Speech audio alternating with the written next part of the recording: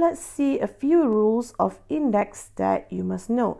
The first one is a to the power of m multiply a to the power of n. So since the base here is the same, and then the answer is just the same base a, what happened to your index? You just add them up. Alright, so for m and n, just add them up, so it is m plus n. The second one, a to the power of m divide a to the power of n. Since the base is the same, so what happened to your indices here? So for m and n, just minus them. Alright, what happened in the third one? This is a bracket, meaning that you need to multiply m and n together. Okay, this one you can also write it as a and m. Okay, doesn't matter, because 2 times 3 is just the same with 3 times 2, right? The answer is still 6, so it doesn't matter, you can just mix them up. Next one, if you have a negative index, a to the power of minus m, okay? Since you have a negative index, what you should do is you can just take 1 over this number. Okay, so it is 1 over a to the power of m. So this is, we call it as reciprocal. Okay, if you have negative power, it is just 1 over a to the power of m. Okay, so for the next one, let's look at a to the power of 1 over n. So this is root n of your a. Okay, so if you have a fractional power here, this is the root of n towards your a. Next, what happened if a to the power of m over n? This is actually a to the power of m to the power of 1 over n. So you know this is again root n, and then just put a to the power of m inside the root. Okay, so this is not a square root, this is nth root. So it can be a square root, it can be a cubic root, it can be root 4, root 5, root 6, and so on. Now let's see this one example here. Okay, what will happen if you have all of this number to the power of 2 outside? Okay, if you have this, meaning that you need to multiply each of the number inside here. Each of them you need to take power of 2. Alright, so let's see here, 3 to the power of 2, next x to the power of 5 to the power of 2, next y to the power of 4 to the power of 2, x to the power of 0 to the power of 2, y to the power of minus 3 to the power of 2. And then let's simplify, 3 squared is 9, and then this is just multiply, 5 times 2 is 10, okay? We are using this one, the third rule here. So this is just x to the power of 10. This is y to the power of 8.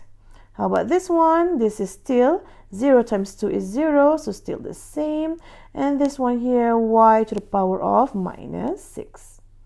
Okay, so now let's simplify. This is the same base. So since you have the same base dividing, you can take it as a, and the power you just need to minus.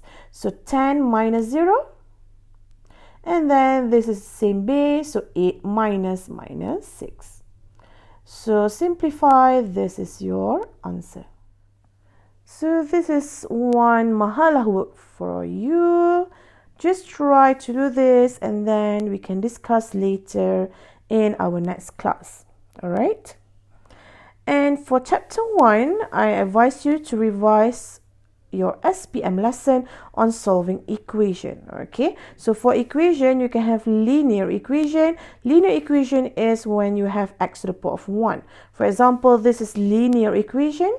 So let's solve this. Just bring 7 to the other side, and then just solve this, and then this 2 here, just divide it by 2. So you have solved this linear, x equal to minus 17 over 2.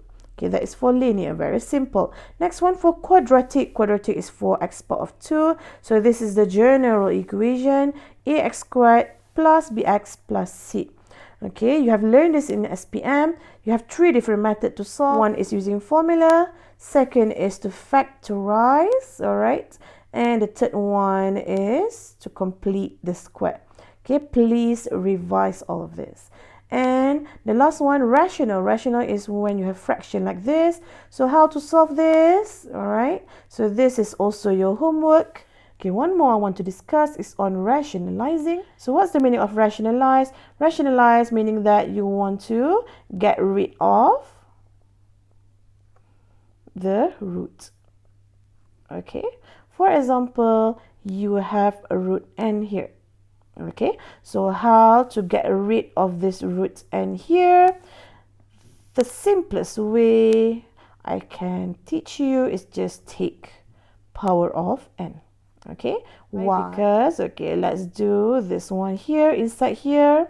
Root n, meaning that this is a to the power of 1 over n. Okay, so when you take power of n, you can just multiply the power together. Therefore, the answer is a. So now you have rationalized the number. Okay, now what if you want to get rid of root 3? So very simple, just take power 3. Because inside there it is a to the power of 1 over 3, and then when you take power of 3 you can cancel out, so now you have rationalized the number. Okay, next, how to rationalize a to the power of 2 under root 3. Okay, this is using the properties of indices. Okay, I haven't shown you yet. Alright, so if you have under the same root a multiply b, you can just split them up. Alright, you can just split them up. This is root a and this is root b. Okay, you can also split up if this is fraction. So you can split up as root a over square root of b. Okay, so it doesn't restrict it to square root, it can be any root. Okay, let's put it as n. Alright, so you want to get rid of root 3. So we know that if we want to get rid of root 3, we need to take power of 3 so that we can cancel out easily. Alright, however, inside here we already have power of 2. Okay, so we don't need to take power of 3. We can just multiply this expression with another power, which is power of 1. Okay, why do I choose power 1? Because when we combine the root, now inside here we will have a2, a1, multiply each other. So what happened to the power? If you have the same base, we can add up the power. So now you will have a power of 3. So this is your root just now. So now we can easily cancel out. So we have the answer as a. We have rationalized it. Let me show you another example. You want to get rid of root 5, but inside here you have 3. Okay, so what you should do? Let's open up root 5. You already have 3. Okay, you want to get rid of 5, so you need another 2.